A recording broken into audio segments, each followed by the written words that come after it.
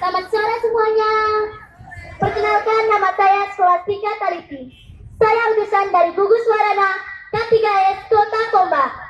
Saya akan menceritakan legenda Danau Rana Lembong. Pasti teman-teman semua penasaran kan dengan ceritaku?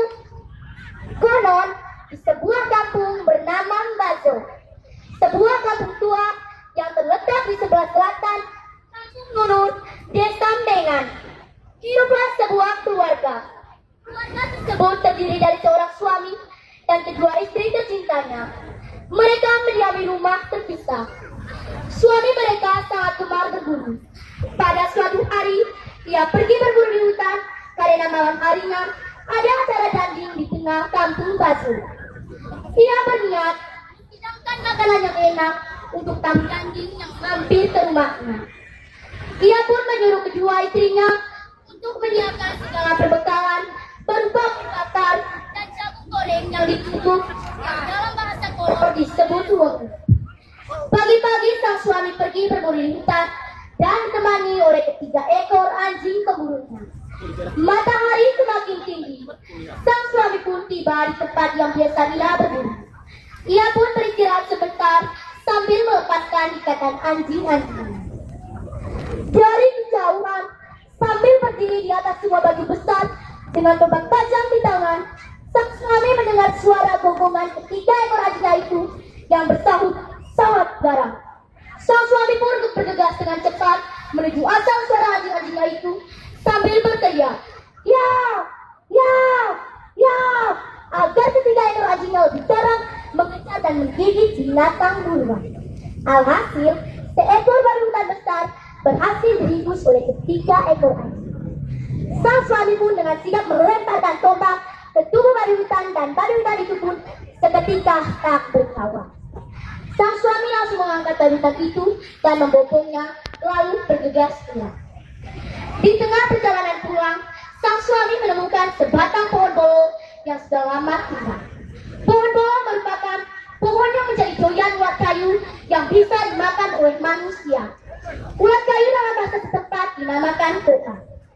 Sang suami langsung membelah pohon tersebut dengan parang, mengambil ulatnya, lalu membungkusnya dengan daun rae atau daun sukun hutan.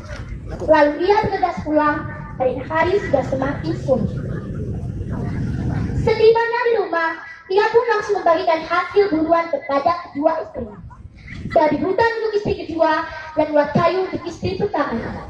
Melihat babi hutan besar, istri kedua sangat gembira sambil berkata dalam hati memuji sang suami. Ia langsung membakar babi hutan itu dan mengolahnya untuk dijadikan makan malam. Aroma masakan nasi babi hutan istri kedua menyebar sampai ke rumah istri pertama hingga seluruh penjuru kampung Basu.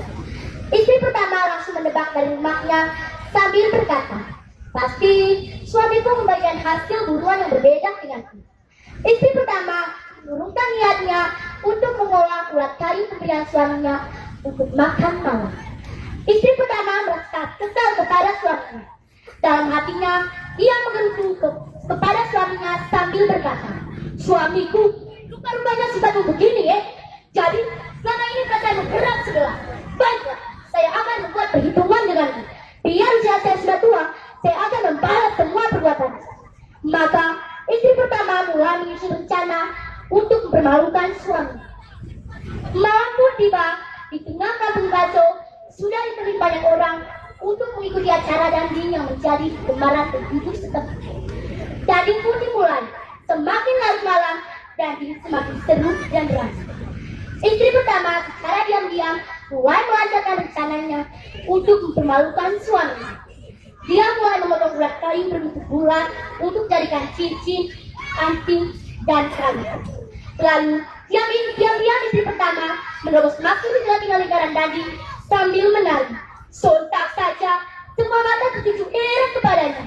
Ia terus melengok-lengok mencari-cari dan mengundang gelak tawa dari semua yang melihatnya, membuat suasana semakin hiruk-pikuk dan sorak-sorai. Segunung-gunung dalam suasana yang tak terkendalikan, awan berubah menjadi sangat gelap dan awan mendung mulai merayap. Dan akhirnya hujan deras serta guntur yang bersahut-sahutan serta angin kencang melanda kampung Basu. Saat tinggi. Tiba-tiba tanah goyang kencang, rupanya terjadi letup atau gempa bumi yang sangat dahsyat. Keesokan harinya, ketika semuanya reda, terlihat jelas sebuah cekungan luas yang dibatasi oleh tebing curam yang berwarna putih, yang di bawahnya terdapat cekungan lain yang sudah digenangi air membentuk sebuah rana cantik yang sangat indah, yang kemudian diberi nama Rana Rembong, yang terletak di Kampung Bobo, Warana, Kelurahan Ronggakoi.